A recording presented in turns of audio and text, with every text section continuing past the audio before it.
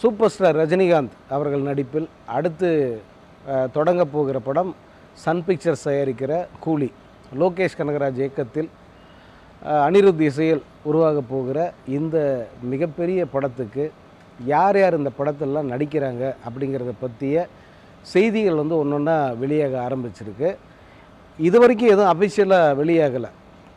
ஆனால் கிட்டத்தட்ட நிஜம் அப்படிங்கிற மாதிரியான சில செய்திகள் வெளியாகிட்டுருக்கு. அதில் இந்த படத்தில் ரஜினியுடன் இணைய போகிறவர் சத்யராஜ் அப்படிங்கிற செய்தி இன்றைக்கி பரபரப்பாக பேசப்படுது. அதற்கு காரணம் என்னென்னா, சத்யராஜே அதை கொஞ்சம் உளறிட்டார் அப்படின்னு சொல்லலாம். ஏன்னா அதிகாரப்பூர்வமான அறிவிப்புங்கிறது சன் பிக்சர்ஸ் தரப்புலேருந்தும் வரல, லோகேஷ் கனகராஜ் தரப்புலேருந்தும் வரல, அல்லது ரஜினி தரப்புலேருந்தும் வரல. யாருமே அதை இன்னும் சொல்லலை.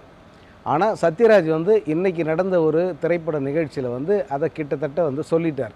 ஆமாம், அந்த படத்தில் நடிக்கிறேன் அப்படிங்கிறது அவர்